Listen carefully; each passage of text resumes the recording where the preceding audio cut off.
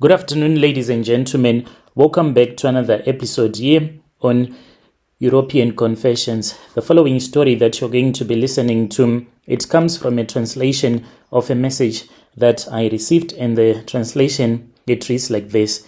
Hello, Brother Nanshi, how are you? Can you please post my own story as anonymous? I want you to post my own story because I am looking for any kind of spiritual help that you can help me. If you have anyone who can help me, currently I am staying here in Botswana in an area that is called Mahalpye, but I am from Zim. I came here a very long time ago, and for me to return back to Zim, it is very difficult. There was even a time when our father's relatives wanted us murdered. There in Shurugwe, there was one of my cousin brother who pretended as if in his syndicate, because he is working as an illegal gold miner, he said, "Dear brother, you are suffering a lot. We need to go to Shurugwe." So we left Chivu with the intentions of going to Shurugwe, where I was working on this other small farm. But along the way, I had a dream when I was on the bus that my brother wanted me murdered. Finally, we arrived at the place where we were going to be illegally digging up for the gold. It was by the grace of God that they failed to kill me. He bought some alcohol for me to drink, but I did not feel so okay on that day, so much that I pretended as if I was drinking with them. What had happened was that this cousin brother of mine and his elder brothers, they had gone to a traditional healer, and they had been told that the reason as to why they were unable to make money, it was because of the things that my father had done. My father, he was a wealthy business owner. He owned several buses that were plying the route between Harare as well as Beitbridge. He was a wealthy bus owner. Then he killed his girlfriend. This girlfriend of his was a married woman who was staying in Beitbridge. They said she was quite a beautiful woman. And in his drunken rage, after she had broken his heart, that was when he killed her. He was so heartless, so much that he transported the body of that girlfriend of his and buried her head at his garage there in Harare. My father passed away. It was in the year 2014.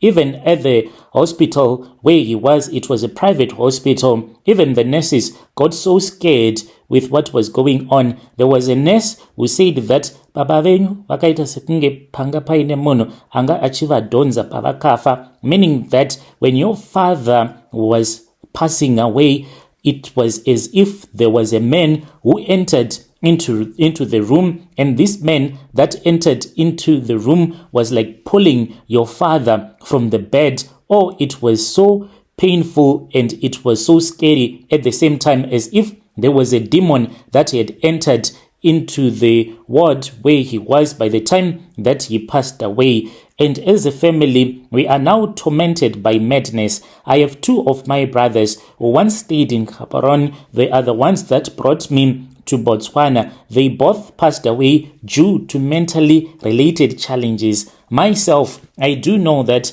I am mentally challenged, and there are times when I have these violent tendencies. Even if I try not to drink alcohol, I will start to have panic attacks, and I'll be smelling blood, smelling fresh blood at all the times. And when I drink the alcohol to at least stop the panic attacks from happening, that is when I'll start to have those violent tendencies.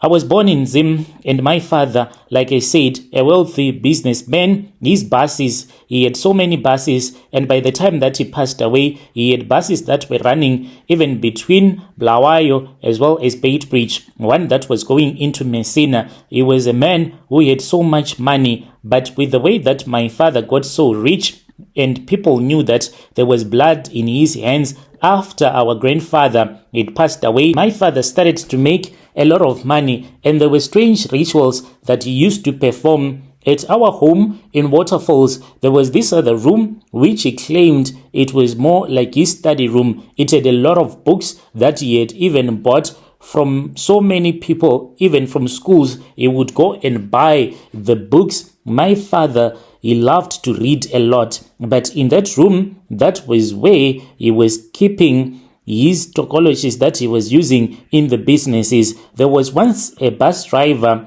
that was murdered and I suspect that our father was the one who had him killed when he was drinking beer at Malvern shops close to waterfalls. This bus driver was working for my father, so he had been telling his friends that one day when he was driving the bus, they picked up a woman at Mbudzi roundabout. He drove until he was at Featherstone. That was when he saw the same woman. He stopped the bus, not recognizing that she was the same woman that he had picked up earlier on. And when they were in Chivu, that was when he saw the same woman.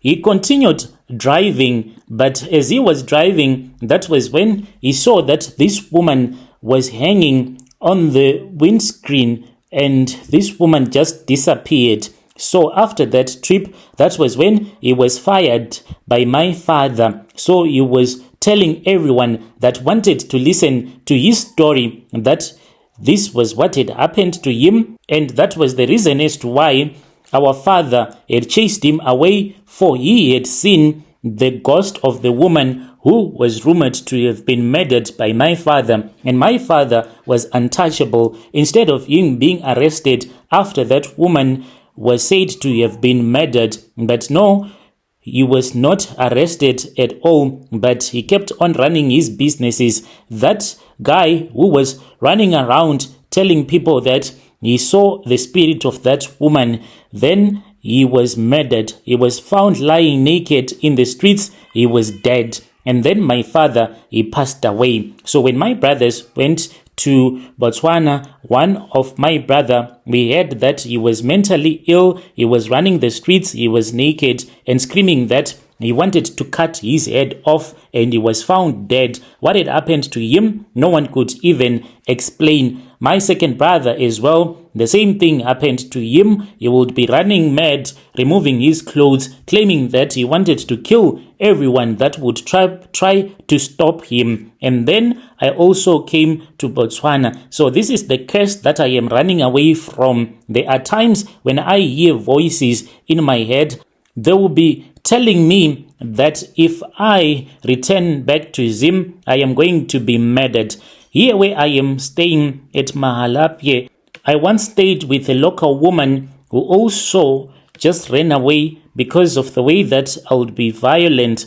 I am just a violent man, and I am tired. People just think that maybe I'm just a regular guy who is working here, but they do not even know that my father was once a very big businessman. It scares me to return back home. So I am looking for a prophet or any other traditional healer that can assist me. Even in 2024, I did not even think that I will make it out alive, because I would hear a voice saying that, smell the blood. This was happening in December of last year. And when I would be drinking alcohol, I would hear that voice saying, you were smelling the blood.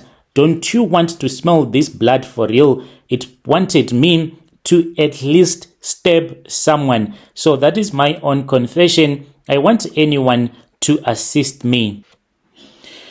Dear listeners, right there was the message that was sent to me by one of our brother.